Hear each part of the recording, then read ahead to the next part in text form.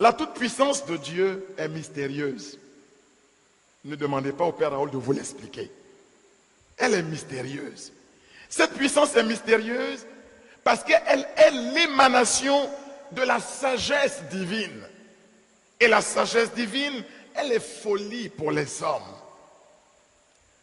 Dans la note 2500 de la CEC, Catéchisme de l'Église catholique, on trouve un très beau texte au sujet de la sagesse divine. Et je cite, « La sagesse est, en effet, un effluve de la puissance de Dieu, une émanation toute pure de la gloire du Tout-Puissant. Aussi, rien de souillé ne s'introduit en elle, car la sagesse est le reflet de la lumière éternelle, un miroir sans tache de l'activité du Très-Haut, une image de sa bonté. La sagesse est en effet plus belle que le soleil. Elle surpasse toutes les constellations du ciel.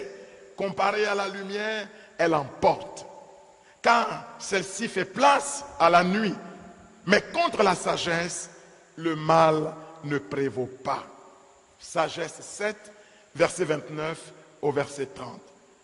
Et l'auteur biblique conclut en disant, « Voilà pourquoi je suis devenu amoureux de sa beauté. » Sagesse 8, le verset 2.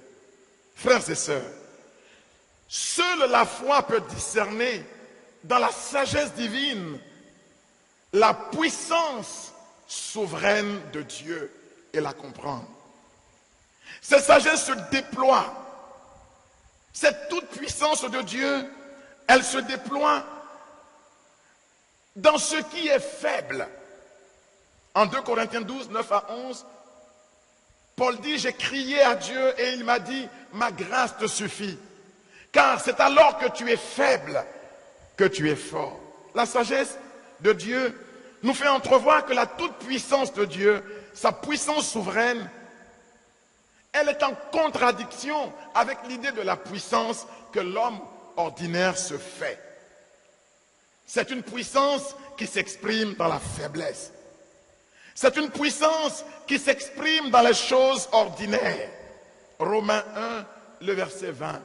Paul dit que cette puissance, nous y avons accès en regardant la création. C'est une puissance qui parfois même apparaît là où il n'y a ni éclat, ni beauté pour attirer le regard. Une puissance qui ne fait pas de bruit. Les latins disent que le bruit ne fait pas de bien et que le bien ne fait pas de bruit. La toute-puissance de Dieu ne fait pas de bruit. Et cependant, elle est là. Cette toute-puissance, c'est l'espérance qui la met en acte. Car comme dit la petite Thérèse, autant tu espères, autant tu recevras de Dieu. C'est l'espérance qui met en acte la puissance souveraine de Dieu.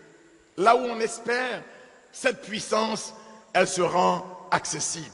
Oui, frères et sœurs, cette toute-puissance divine devient pour l'homme un bien.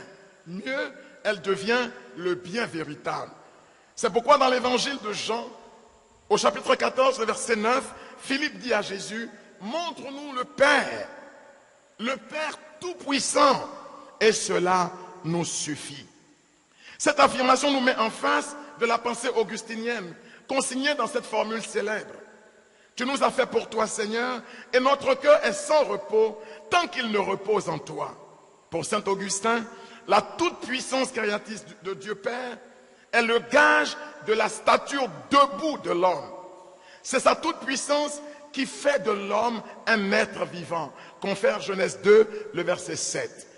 Autrement dit, sans la toute-puissance de Dieu Père et notre communion avec elle, l'homme est courbé. C'est une image. Il est assis ou il est couché, sans pouvoir se projeter en avant et marcher vers son accomplissement. L'être humain créé par Dieu ne trouve la paix.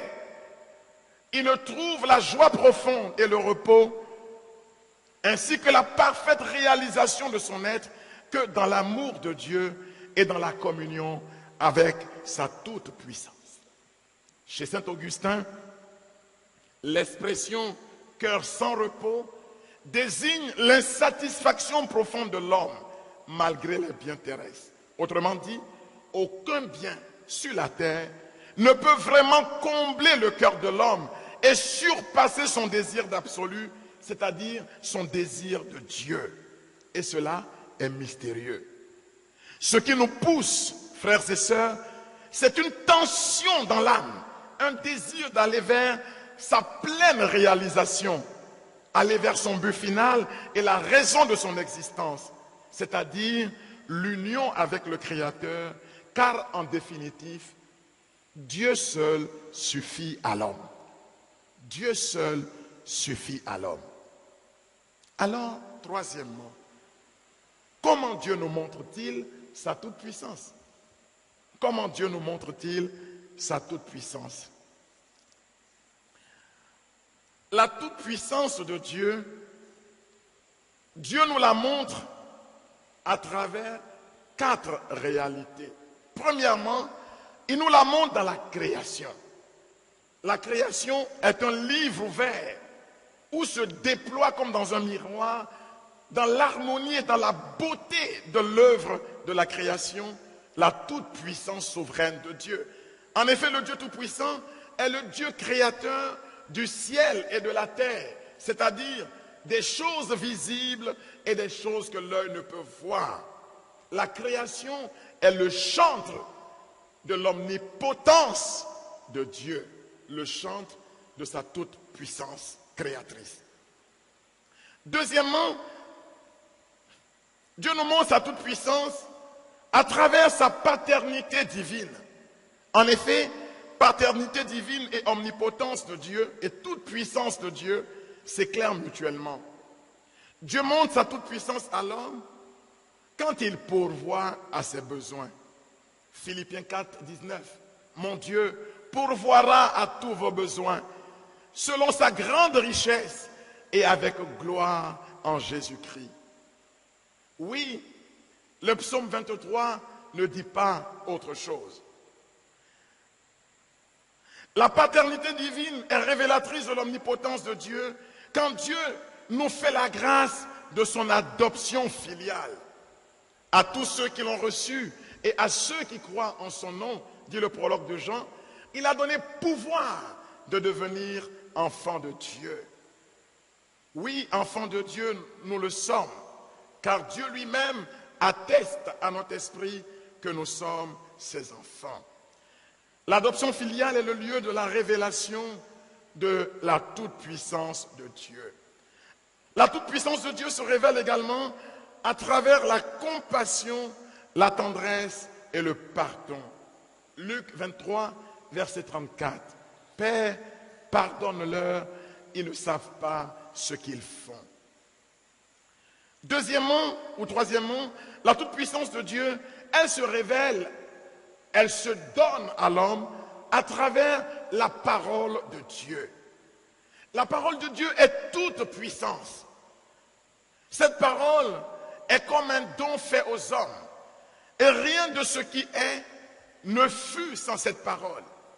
C'est par sa parole puissante que Dieu appelle à l'existence ce qui n'existe pas. Et pour parler comme tout le monde, ce que sa bouche dit, sa main l'accomplit. 4. La toute-puissance de Dieu, sa puissance souveraine, elle s'exprime également à travers signes, prodiges et miracles. Quelquefois, à travers signes, prodiges et miracles. Les signes, les prodiges et les miracles sont en quelques mots les manifestations surnaturelles de la puissance divine au service de l'homme et de son salut. Signes, prodiges et miracles agissent comme des preuves tangibles de la présence du royaume, de la vérité de l'évangile et de l'authenticité du témoignage apostolique. En conclusion, que pouvons-nous retenir? Frères et sœurs, la toute-puissance de Dieu, son omnipotence, fait partie des 3 attributs majeurs de Dieu. Et quels sont les 2 autres? En plus que Dieu est omnipotent, c'est-à-dire tout-puissant, Dieu est à la fois omniscient, il sait tout, et omniprésent, il est partout présent. Mais si vous regardez bien, les 2 autres attributs de Dieu, c'est-à-dire son omniscience et son omniprésence, sont en réalité des manifestations de son omnipotence, c'est-à-dire de sa toute puissance souveraine. En effet, c'est parce que Dieu est tout-puissant, omnipotent, que Dieu peut être à la fois partout présent, c'est-à-dire omniprésent. Et c'est parce que Dieu est tout-puissant, omnipotent, que Dieu sait tout, c'est-à-dire omniscient. La toute-puissance de Dieu, Père, est pour nous donc un motif d'allégresse, puisque c'est par elle que Dieu nous crée, et c'est encore par elle que Dieu nous sauve. C'est par sa puissance souveraine que Dieu crée l'homme, et c'est par sa toute-puissance souveraine que Dieu le sauve. En effet, pour que l'homme soit sauvé, il faut au moins 2 choses. Que Dieu le veuille et que Dieu le puisse. Pour que l'homme soit sauvé, il faut au moins 2 choses. Que Dieu le veuille sauver l'homme, et que Dieu le puisse sauver l'homme. Mais Dieu le veut-il et Dieu le peut-il vraiment? Pour répondre à la première interrogation, Paul dit dans 1 Timothée 2, 4, Dieu veut que tout homme soit sauvé et que tous parviennent à la connaissance de la vérité. Donc Dieu le veut. Mais si Dieu le veut, Dieu le peut-il vraiment? Pour répondre à cette deuxième interrogation, citons David dans le psaume 115, le verset 3. Le psalmiste dit, tout ce que Dieu veut, Dieu le fait. Tout ce que Dieu veut, Dieu le fait. Dieu peut. C'est partant donc de la toute-puissance de Dieu Père que le discours de l'ange à Marie dans le récit de l'Annonciation, c'est clair pour nous. Car l'ange lui dit, car à Dieu, rien n'est impossible. Tout le discours de l'ange à Marie n'a pas convaincu Marie, mais la profession de foi en l'omnipotence de Dieu, en la puissance souveraine de Dieu, amène Marie à dire, alors que tout se passe pour moi selon ta parole. Donc, confesser l'omnipotence de Dieu, la toute-puissance souveraine de Dieu, c'est vraiment le chemin du credo. C'est donc par ce prisme que nous pouvons comprendre l'incarnation du Verbe né de Marie. C'est la deuxième proposition du credo. Que nous pouvons comprendre le don de l'Esprit. Troisième proposition du credo. Et que nous pouvons comprendre la mission de l'Église. Une, sainte, catholique et apostolique. Et puis enfin, que nous pouvons comprendre la communion des saints qui nous tourne vers la vie éternelle. Et c'est dans cette profession de foi que nous recevons le baptême. En confessant, comme je l'ai dit tantôt, la foi de l'Église que nous sommes si fiers de professer tous ensemble. Et je termine par Amen.